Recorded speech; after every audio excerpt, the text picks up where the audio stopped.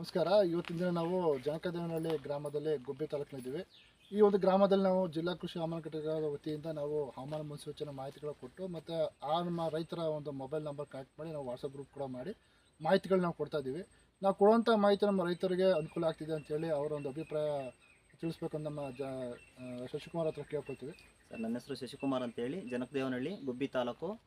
ಏನು ಜಿಲ್ಲಾ ಕೃಷಿ ಹವಾಮಾನ ಇಲಾಖೆ ಬಿದ್ರೆಗುಡಿಯಿಂದ ಸೈಂಟಿಸ್ಟ್ ಪದ್ಮನಾಭ್ ಸರ್ ನಮ್ಮ ಗ್ರಾಮದಲ್ಲೇ ಬಂದು ಕಾರ್ಯಕ್ರಮ ಮಾಡಿರ್ತಾರೆ. ನಮ್ಮಲ್ಲಿ 30 ಜೇನುಪೆಟ್ಟಿಗೆ ನಾವು ಸಾಕ್ತಾ ಇದ್ದೀವಿ. ಮೊದಲನೇದಾಗಿ ಇವ್ರು ಕೊಡತಕ್ಕಂಥ ಮಾಹಿತಿ ನಮ್ಮ ಮೊಬೈಲ್ ವಾಟ್ಸಪ್ ಮುಖಾಂತರನೇ ವಾರಕ್ಕೆ 2 ದಿನ ಮಂಗಳವಾರ ಮತ್ತು ಶುಕ್ರವಾರ ಬರ್ತಾ ಇದೆ. ಯಥೇಚ್ಛವಾಗಿ ನಮಗೆ ಏನು ಅನುಕೂಲ ಆಗ್ತಿದೆ ಅಂದರೆ, ಮೊದಲನೇದಾಗಿ ಮಳೆಯ ಮುನ್ಸೂಚನೆ ಆಧಾರದ ಮೇಲೆ ನಮಗೆ ಏನು ಮಳೆ ಜಾಸ್ತಿ ಆಧಾರದ ಮೇಲೆ ಬರ್ತಾ ಇದ್ದಂಥ ಹವಾಮಾನ ಇದರಿಂದ ಜೇನು ಹುಳುಕ್ಕೆ ನಾವು ಫೀಡಿಂಗ್ ಕೊಡೋಕ್ಕೆ ಒಂದು ಅನುಕೂಲ ಆಗ್ತೈತೆ. ಎರಡನೇದು ಏನಪ್ಪ ಅಂದರೆ, ಮೋಡ ಕವಿದ ವಾತಾವರಣ ಇರೋದ್ರಿಂದ ಆ ಸಂದರ್ಭದಲ್ಲೂ ಕೂಡ ನಾವು ಇದಕ್ಕೆ ಫೀಡಿಂಗ್ ಕೊಡ್ತಾ ಇರ್ತೀವಿ. ಮೂರನೇದು, ಗಾಳಿಯ ವೇಗ ಹೆಚ್ಚಾಗಿರೋದ್ರಿಂದ ಅವಾಗಲೂ ಕೂಡ ನಾವು ಇದನ್ನ ಗೇಟನ್ನು ಅಳವಡಿಸಿ ಒಳಗಡೆಯ ನಾವು ಶಾಖವನ್ನು ಕಾಪಾಡೋಕ್ಕೆ ನಮ್ಗೆ ಅನುಕೂಲವಾಗ್ತೈತೆ.